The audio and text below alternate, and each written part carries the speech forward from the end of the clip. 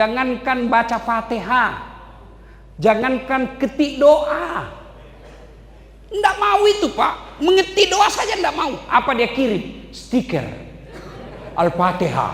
Dia nggak baca Al-Fatihah itu. Sudah itu kau dikeluarkan dari grup. Sudah itu diblokir nomormu. Itulah temanmu yang selalu kau temani cerita soal pilkada. Kau cerita Prabowo Jokowi, 24 jam kau bercerita. Habis waktumu untuk melayani dia.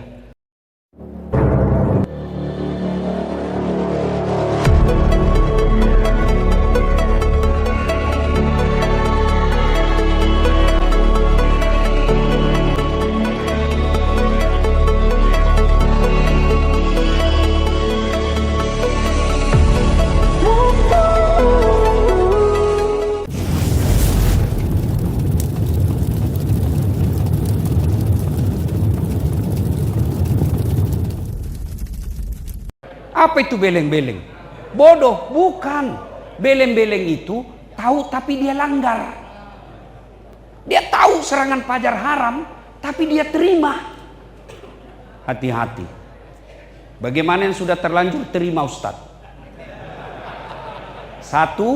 Taubat kepada Allah. 2. Kembalikan uangnya orang. 3. Kalau sudah habis, kamu datang minta maaf. Makanya ayat diulang-ulang. Kenapa? Penting. Wa qala idzan bismillahirrahmanirrahim. Ya ayyuhalladzina amanu dkhulu fis-silmi kaffatan wa la tattabi'u khutuwatis syaitan innahu lakum aduwwum mubin. Wahai orang-orang yang beriman, masuklah engkau ke dalam Islam secara sempurna. Bukan Islam pencitraan, bukan Islam pilkada, bukan Islam pilpres. Islam secara benar. Dan janganlah engkau ikuti langkah-langkah setan, karena sesungguhnya setan itu musuh yang nyata bagi kalian. Ketika Bapak Ibu mendapat undangan acara ini, setan berusaha menggagalkan agar kita tidak datang. Nggak usah kau datang, nggak usah kau datang, capek, lebih baik kau tidur di rumahmu. Nggak usah kau datang, nggak usah kau datang, lebih baik kau rehat. Tapi karena kita mengharapkan bungkusan, bukan kan? Nah, kalau begitu ndak usah, bawa sini bungkusan, saya bawa pulang.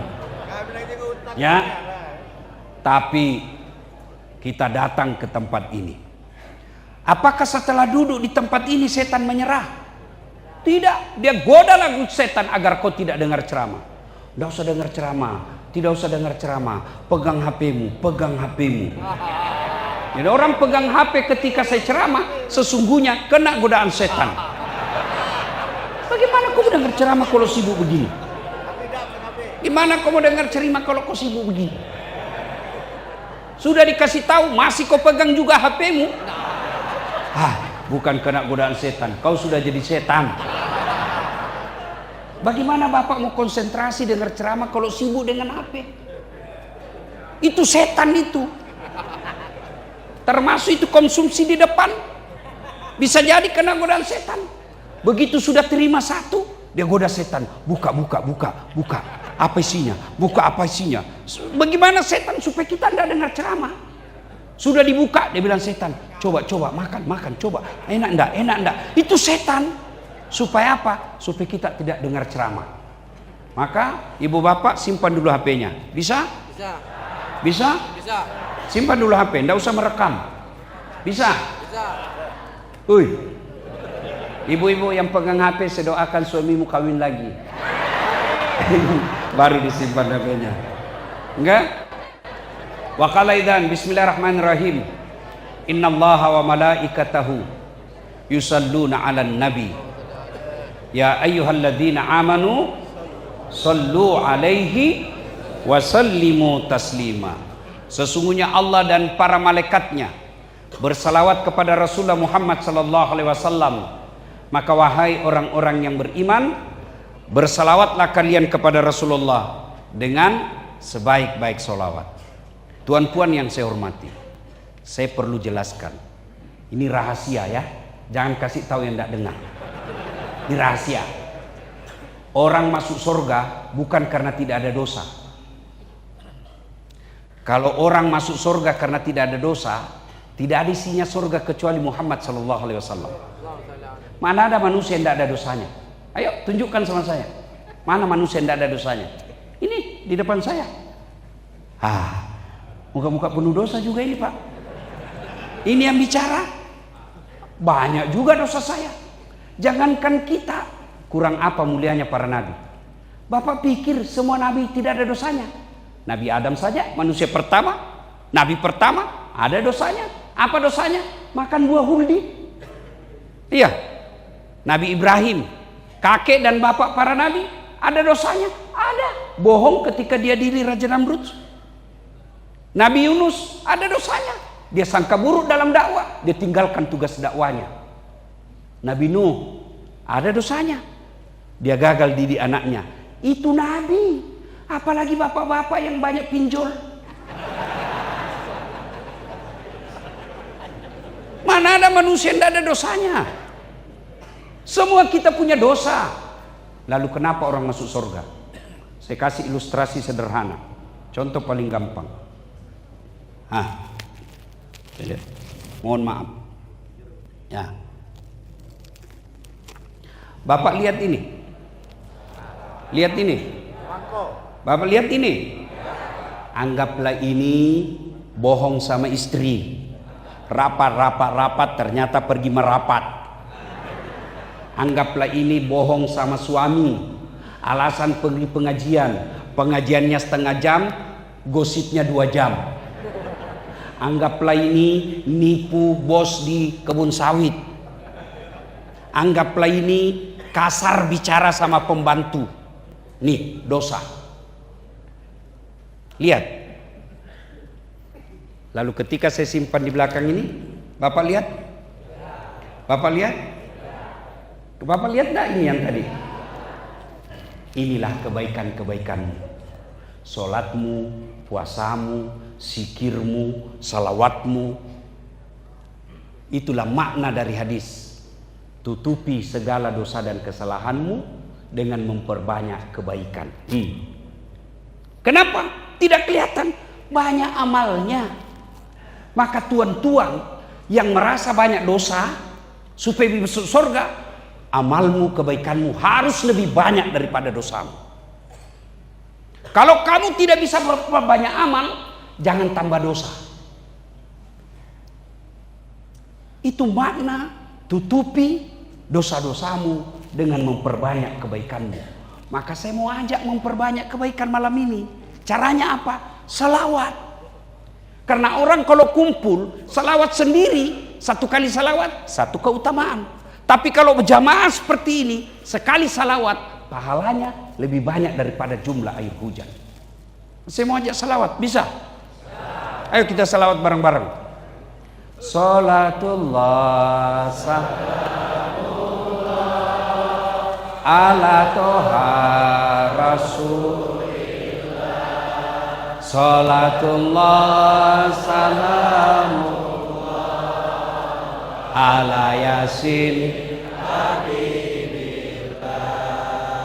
Tawassalna bi bismillah wa bil hadi rasulillah wa kulli mujahidin lillah bi Alhamdulillah. Terima kasih Bapak Ibu saudara-saudara sekalian, teristimewa Sahibul Bait Bapak Haji Halim beserta keluarga, guru saya Profesor Dr. Said Agil Al-Munawar yang hadir di tempat ini, guru kita Habib Umar Abdul Aziz yang insya Allah dimuliakan rahmati Allah Subhanahu wa Ta'ala, wali kota terpilih. Bapak berdoa umur panjang, siapa tahu ajal menjemput Bapak tidak jadi dilantik. Doa umur panjang sampai bulan 2. Bapak Kemas Yahya Jampitsus pada zamannya, yang insya Allah dimuliakan rahmati Allah, teristimewa sahabat saya yang memaksa saya datang ke sini, Kok Awi Liu itu beliau. Tuan Haji, sebenarnya saya sudah 6 hari disuruh istirahat sama dokter. Karena saya sakit, tapi beliau telepon. Ini teman saya. Karena beliau teman saya juga, kalau saya ke Palembang, beliau selalu bantu saya. Beda agama, beda tampang, tapi sama untuk kebaikan. Sangka baik, itu beliau ya, Ko Awi. Ibu bapak saudara-saudara sekalian, ada seorang manusia kaya, Masya Allah, kaya sekali Pak. Tapi hebatnya dermawan. Banyak saya lihat orang kaya pelit. Masya Allah, pelitnya Pak, biar kesurupan, nggak mau juga kasih harta, sudah kesurupan, nggak mau, pelit Pak. Tapi ini kaya dermawan, kaya dia bantu orang. Seluruh makhluk yang ada di langit memujinya. Hebat kau ini, kaya dermawan, kaya pemurah yang banyak, kaya pelit serakah. Lalu apa kata setan? Dia begitu karena dia kaya.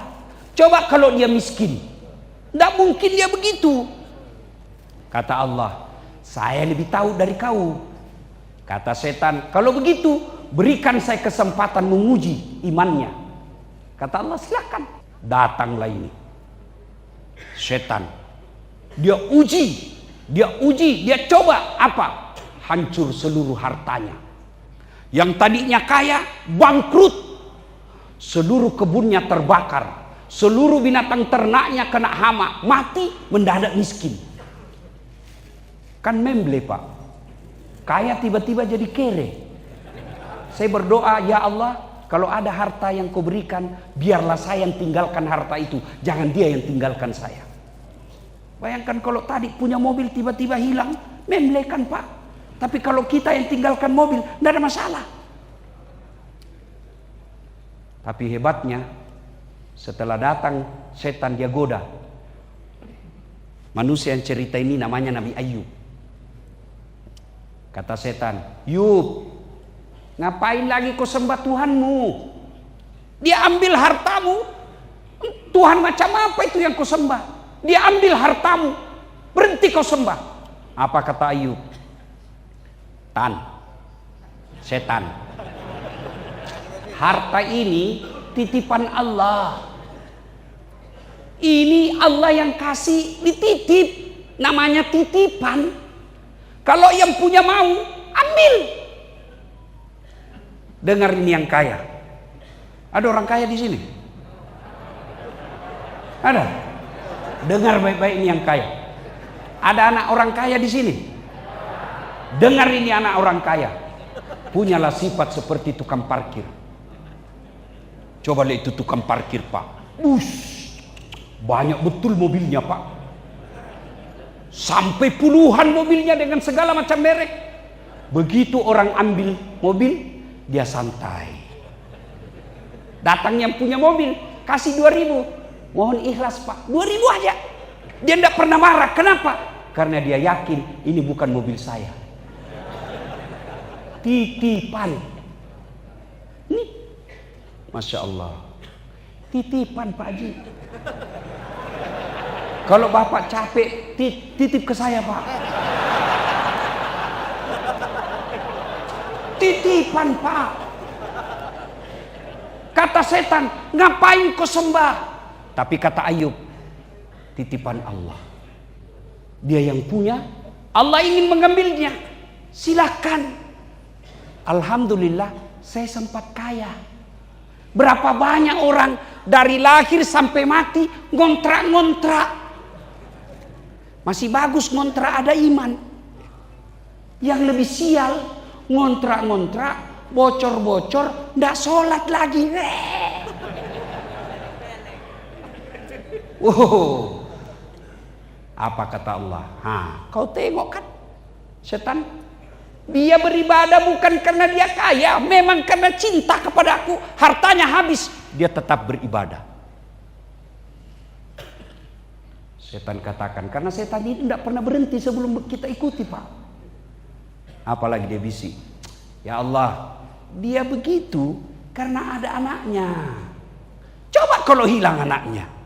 Coba kalau tidak ada anaknya. Tidak mungkin seperti itu. Berikan saya kesempatan menguji dia. Kata Allah, silakan. Kau uji dia. Bangkrut, meninggal pula anaknya. Datang lagi setan. Yub, apa tan? Tentu dalam kitab bukan Yub tan. Ini supaya enak didengar kan? Apa setan?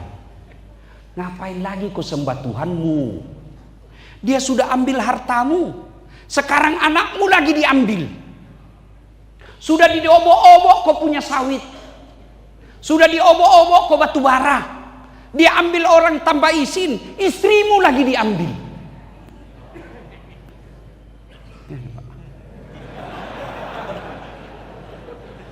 Anakmu lagi diambil. Ngapain kau sembah Tuhanmu? Apa kata Nabi Ayub? Anak titipan Allah. Ya namanya yang penitip mau ambil, silakan. Berapa banyak orang dari lahir sudah menikah, tidak punya anak. Saya alhamdulillah punya anak. Sempat saya nikmati anak. Berapa banyak orang sudah menikah, tidak punya anak. Ada juga yang lebih hebat. Tidak menikah, punya anak. Ada begitu? Ada Pak. Tapi Nabi Ayub tetap beribadah. Kata Allah, apa kau setan? Kau hebat itu hambaku. Hartanya sudah habis. Anaknya sudah meninggal. Tapi tetap beribadah. Apa kata setan? Enggak. Dia begitu karena dia sehat. Coba kalau dia sakit. Kata Allah, saya lebih tahu dari kamu. Silakan. Coba uji dah. Aduh, sakit Pak Nabi Ayub. Sakitnya menurut ilmu kedokteran yang saya baca. Sampai detik ini Pak Haji, belum ada yang pernah sakit samanya sakitnya Nabi Ayub. Kalau Bapak alhamdulillah masih bisa duduk-duduk, dengar ceramah. Datang istrinya, Bang, abang kan Nabi, berdoalah, minta kepada Allah.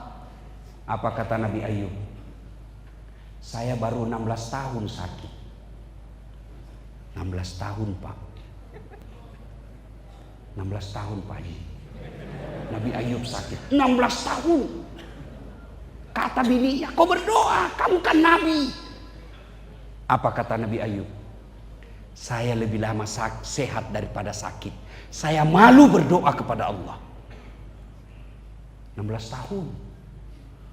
Bapak baru influenza 2 bulan.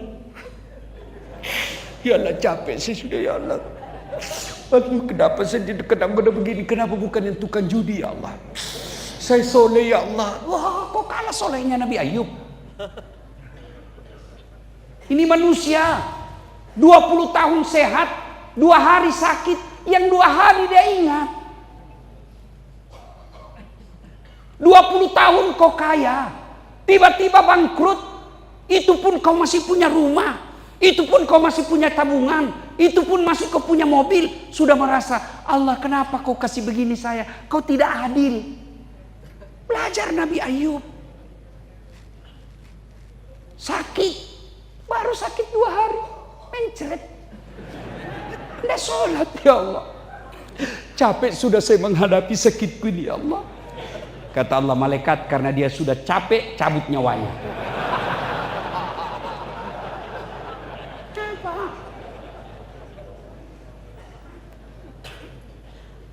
Sakit, Nabi Ayub disuruh berdoa. Malu dia Pak. Padahal ibadahnya kuat. Lalu kata Allah, kau tengok kan? Sudah miskin, wafat anaknya, sakit, masih dia sembah aku Tuhannya. Kata setan, ya dia begitu karena dicintai sama masyarakat. Oke, kata Allah, silakan kau uji dia. Setan datang, dia hasut satu kampung. di Palembang. Pak Haji, kamu kan sakit. Kami takut ketularan penyakitmu. Kalau kau lama di sini, kami bisa kena penyakit virusmu. Kau keluar dari kampung. Diusir dari kampung, Pak. Inilah penyakitnya manusia, Pak. Dengar ini Pak Wali yang akan dilantik. Oh, Bapak kalau jadi pejabat, Pak, biar semut datang ke rumah, Pak. Datang, yang tidak bantu kita pun datang. Saya, Pak, 4 suara di rumah saya kemarin, Pak. Siapa? Begitu manusia, Pak. Tapi ketika Bapak hilang jabatan, jangankan orang lain, Pak, keluarga aja tidak ada lagi yang mau datang. Ada kawan saya, tadinya pejabat besar, tinggi, tiba-tiba pensiun. Pak, Jampitsus pasti rasakan. Iya kan, Pak? Iya. Ketika pensiun, tidak ada, dia bilang, Ustaz, tidak ada lagi kenal saya. Saya bilang, dengar Pak, jangankan manusia, kucing saja, kalau dia tahu tidak ada ikan di rumah, dia tidak akan datang itu. Itulah penyakitnya manusia. Kata Nabi Ayub, saya sudah bantu kalian. Kenapa kau tidak tolong saya? Kenapa? Tidak usah kau tolong saya. Jangan kau usir saya. Apa kata pemukanya waktu itu? Kami tahu kau dermawan bantu kami, tapi kami takut ditulari penyakit. Akhirnya Nabi Ayub diusir, Pak. Dia tinggalkan kampung halamannya. Dia pergi hidup di tengah padang pasir, hanya berataskan pohon kurma. Tapi tetap beribadah, tetap taat beribadah kepada Allah. Kata Allah, kau ingat itu, kau tengok itu, habis harta, anak wafat, sakit, diusir dari kampungnya, dia tetap beribadah. Kata setan, dia begitu karena ada istrinya. Coba kalau tidak ada istrinya. Kata Allah, silakan kau coba. Coba lagi. Datang istrinya, Bang, abang ini kan nabi, berdoalah. Saya malu, Dek. Kalau begitu, Bang, urus dirimu sendiri. Saya tinggalkan kau. Masya Allah. Ada istri begitu, Pak. Waktu kita belum pensiun, sayang betul. Waktu kita kaya, sayang betul. Begitu kita pensiun kena sakit-sakitan, dia bilang, say goodbye, Bang.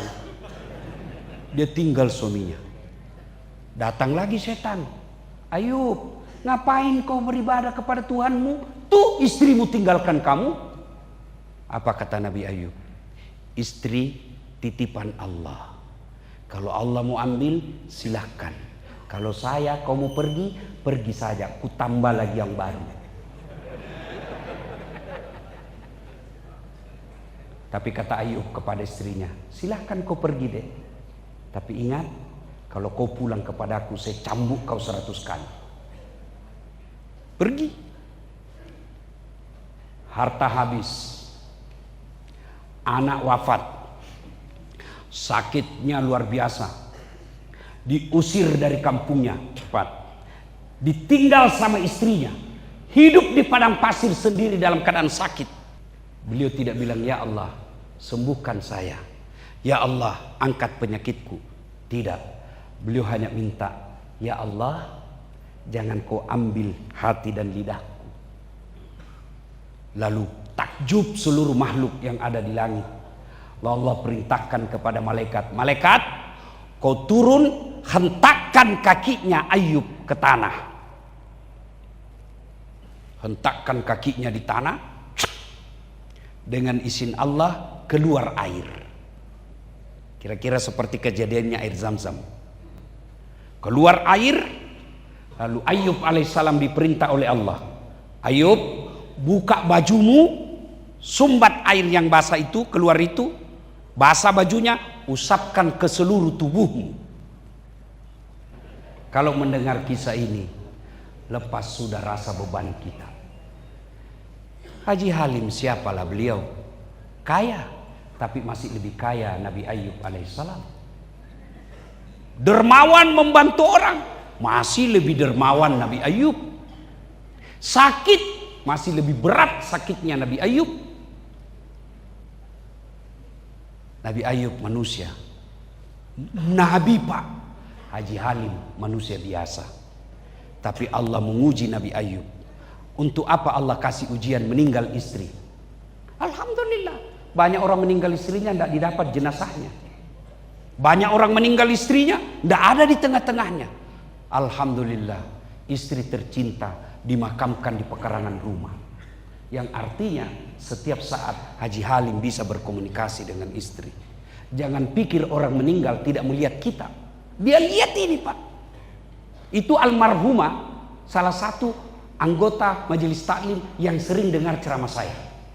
Ini mungkin kebaikan beliau sehingga saya bisa hadir di tempat ini. Saya dilarang dokter Pak.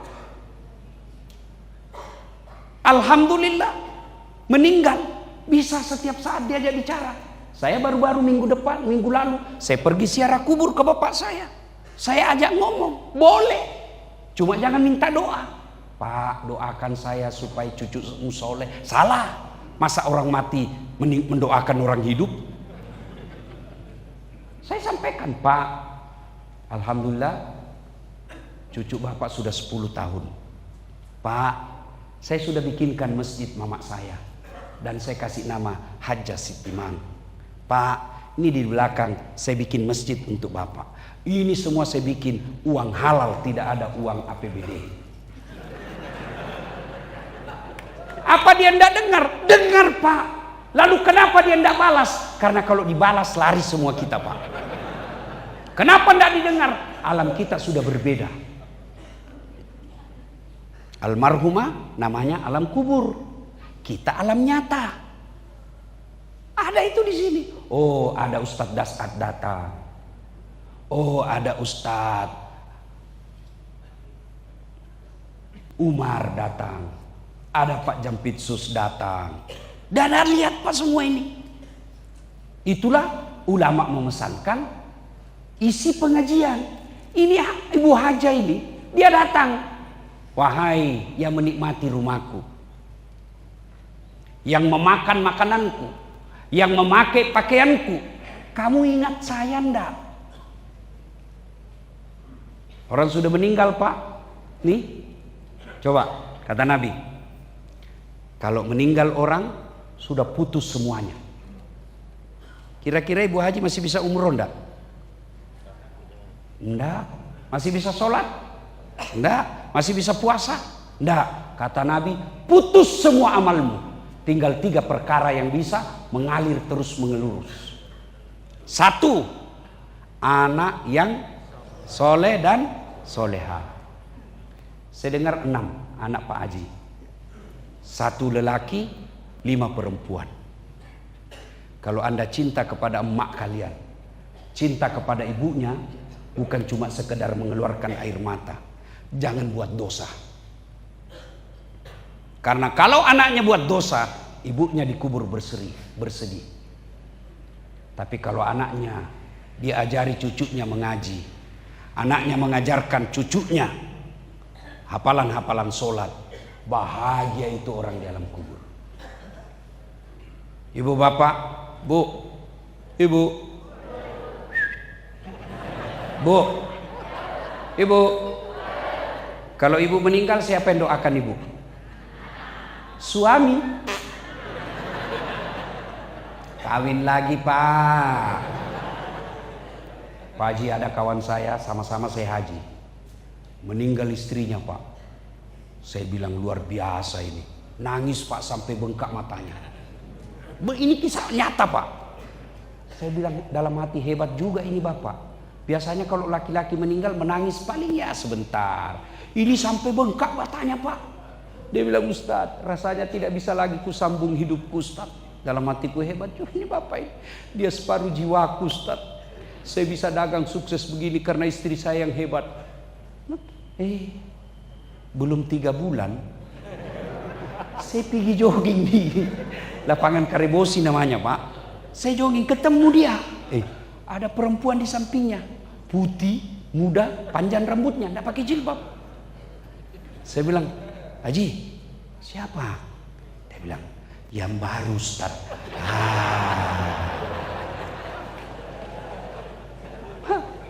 kawin lagi Pak. Dia dengarlah istri saya ini, mamanya ceramah saya soal ini. Dia bilang, Ustaz, jadi katanya itu ceramahmu kalau suami istri meninggal suami kawin lagi. Jadi kalau misalnya saya duluan meninggal, Ustaz mau kawin lagi.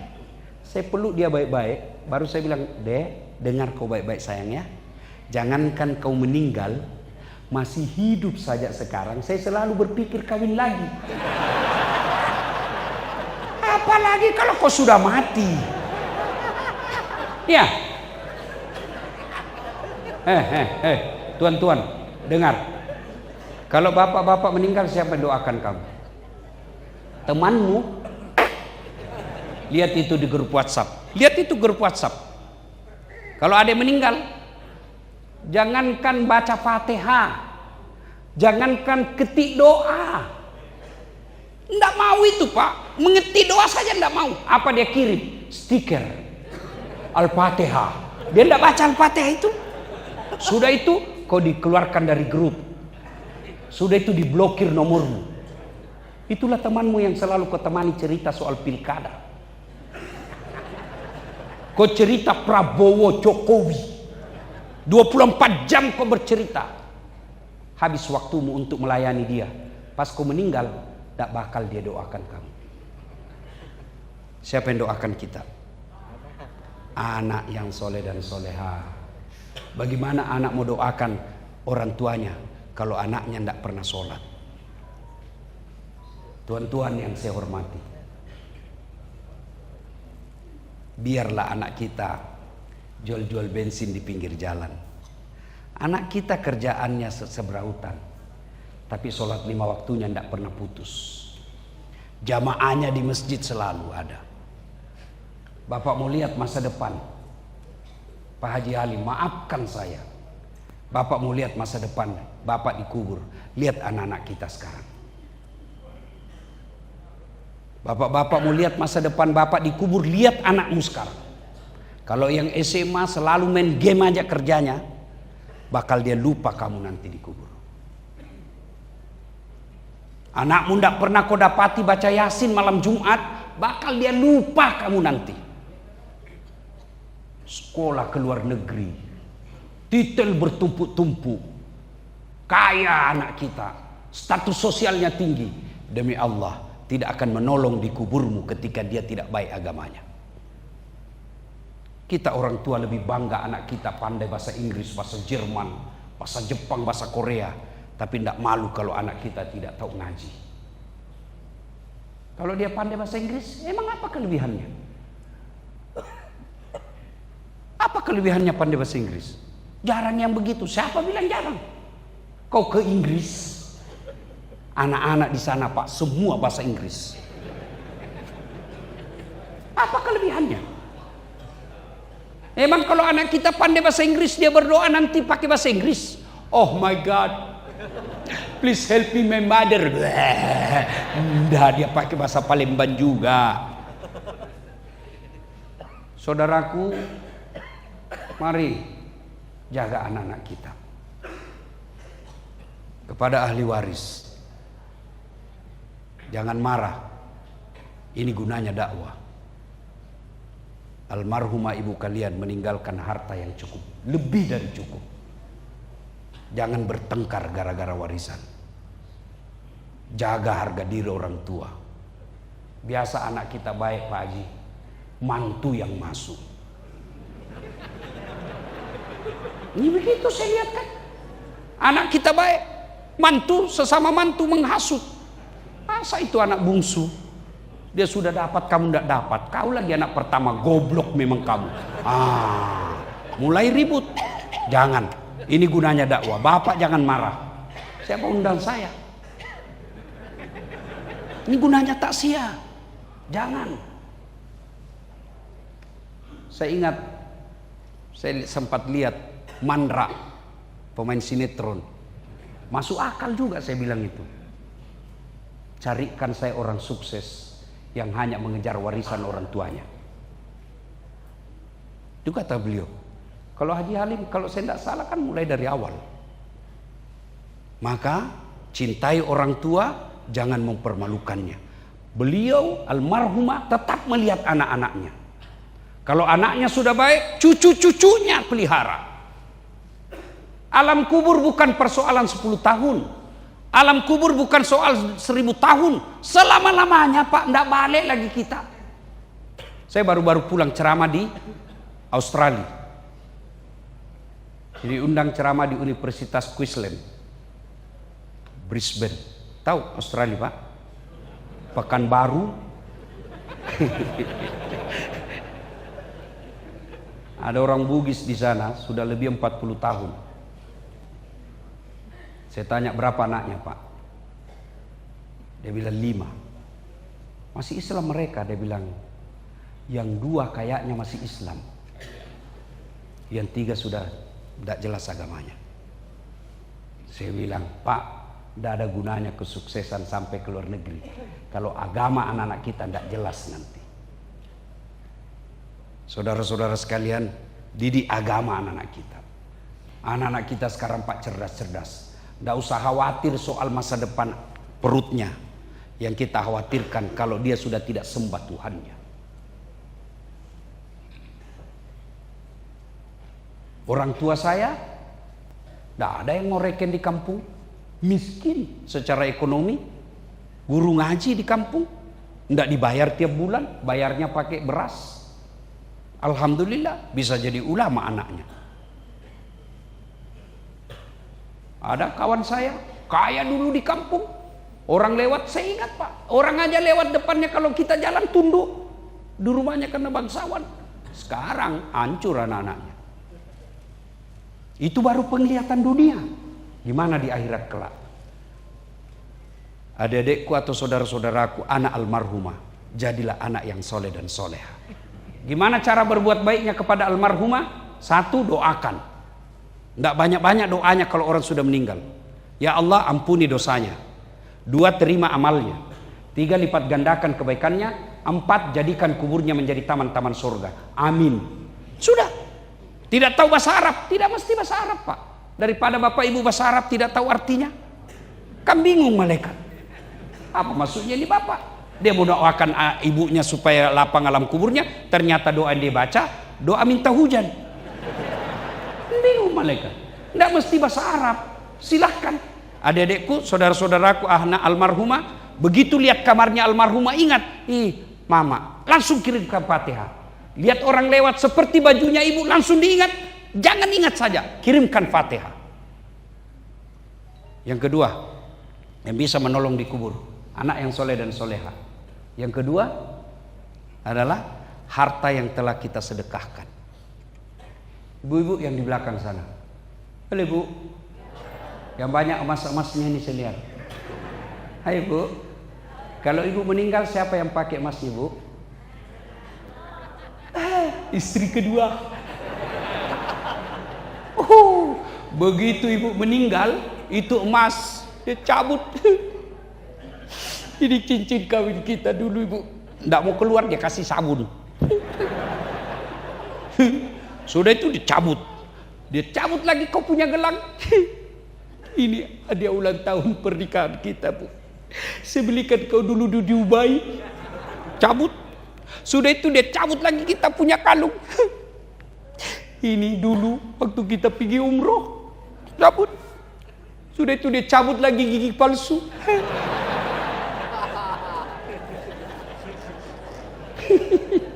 Sudah itu dibungkus rapi-rapi. Bu, kenapa kau terlalu cepat tinggalkan saya Bu? Dia simpan rapi-rapi di lemari. 3 bulan kemudian ketemu janda, teman SMA-nya. Langsung diambil itu emasnya yang sudah dibungkus rapi-rapi.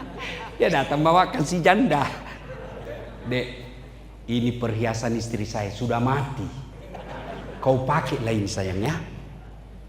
Bu, daripada emas berlian dipakai istri kedua, mending kasih anak yatim piatu.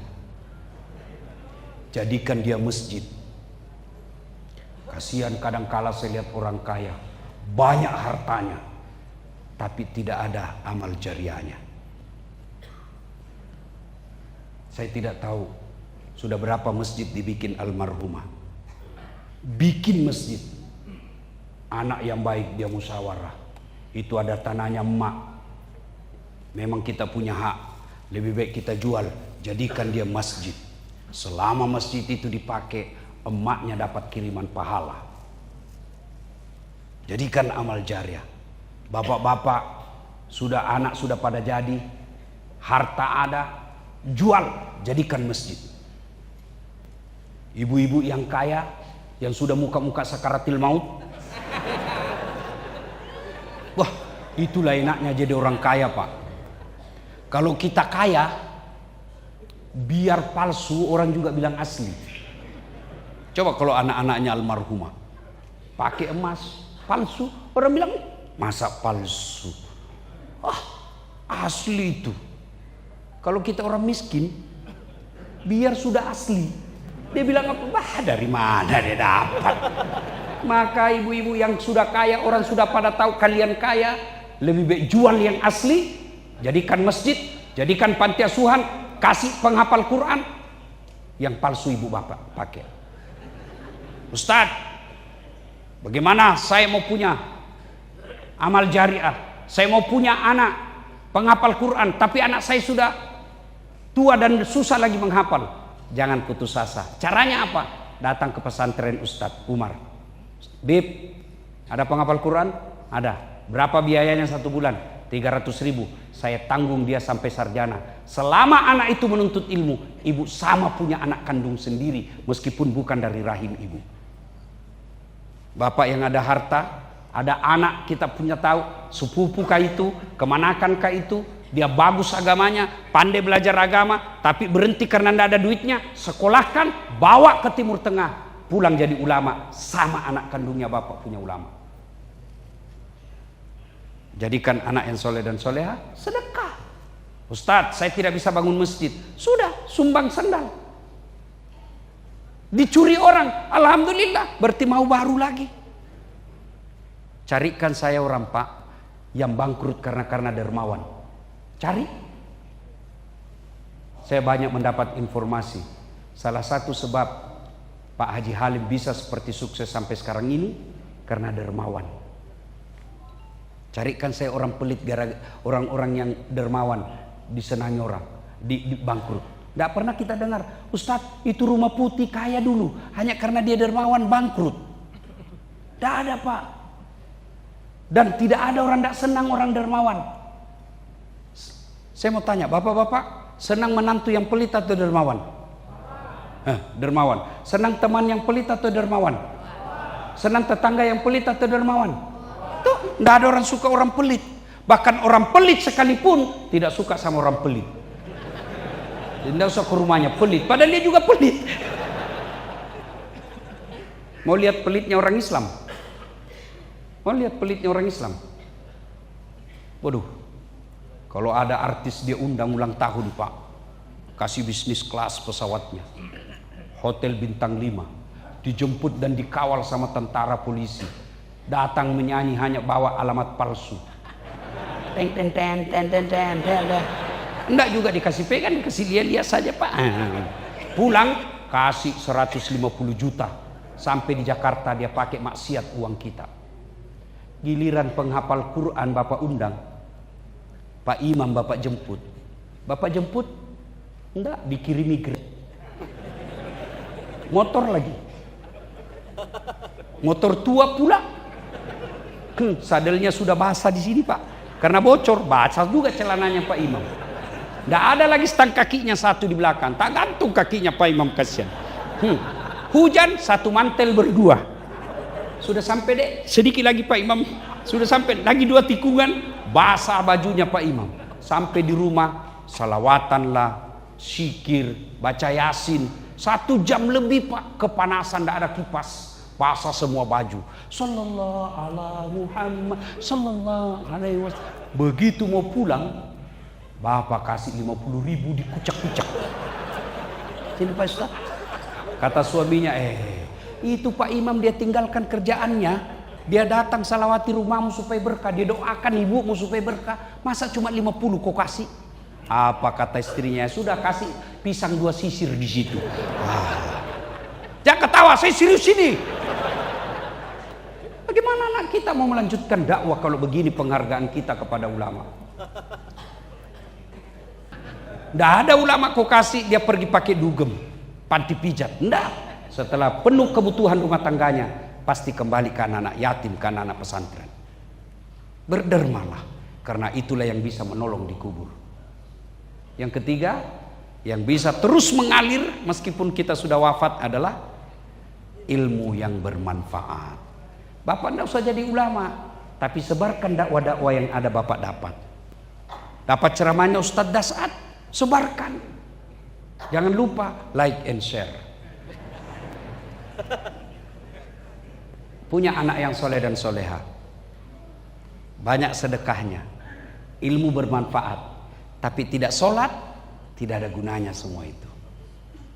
Wafat nanti kita Pak, begitu kita bangkit dari alam kubur, gosok mata, datang malaikat penanya. Yang pertama ditanya bukan puasa, yang pertama ditanya bukan haji, yang pertama ditanya sholatmu. Kalau beres sholat, semua amal yang lain ikut dihisab. Tapi kalau amal sholatnya tidak beres, kata malaikat Allah, hapus semua amalnya, tidak ada gunanya. Biar Bapak datang pengajian seperti ini tiap malam, pulang tetap tidak sholat, tidak ada gunanya. Kenapa sholat penting Ustadz? Karena sholat adalah puncak penghambaan kepada Allah. Artinya apa? Bapak haji boleh sambil dagang. Bapak pergi haji bawa sarung jual di sana, boleh, sah hajinya, sah. Bapak puasa sambil nyanyi, boleh, sah. Puasa labbaik Allahumma labbaik, boleh. Bapak tawaf pun boleh sambil nyanyi. Labbaik Allahumma labbaik, labbaik la syarika lak, labbaik, sah. Bapak bayar zakat sambil nyanyi, boleh. Bila kamu, Pak Ustadz ini zakat saya di sisiku, sah, boleh. Tapi sholat tidak boleh ada kegiatan. Kenapa? Kamu lagi menghamba kepada Allah, tidak boleh ada kegiatan lain.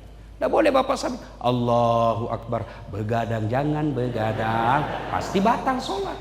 Kenapa? Tidak boleh ada kegiatan lain, kamu lagi menghamba. Maka sholat paling penting. Ya, ada yang bilang, tidak usah sholat. Ngapain sholat kalau busuk hatimu? Busuk hati beda, sholat beda. Wala talbisul haqqa bil batil. Allah tidak campurkan antara yang hak dan yang batil.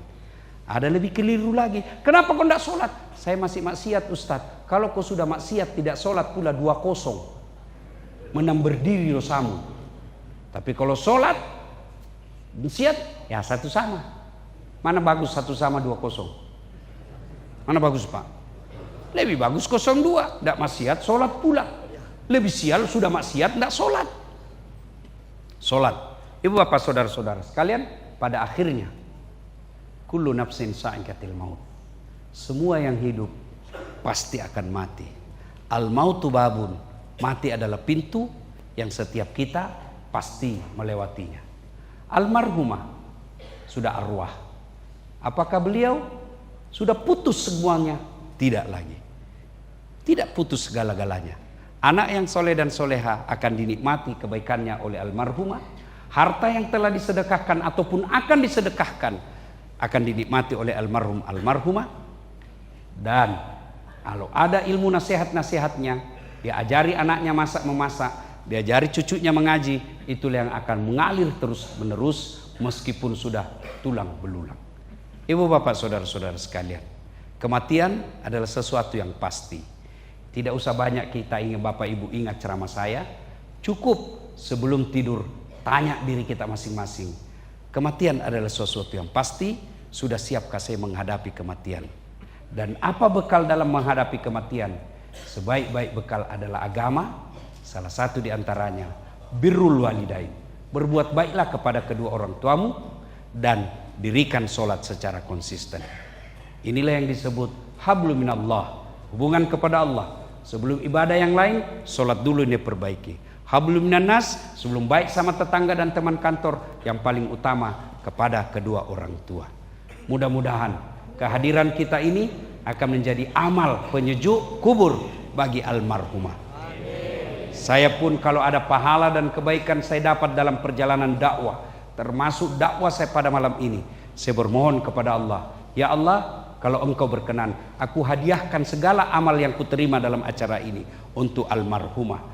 Mudah-mudahan almarhumah diampuni dosa-dosanya, diterima amal ibadahnya, dilipat gandakan segala kebaikannya, dilapangkan kuburnya menjadi taman-taman surga. Keluarga yang ditinggalkan sabar dan kuat, jadi anak yang soleh dan soleha.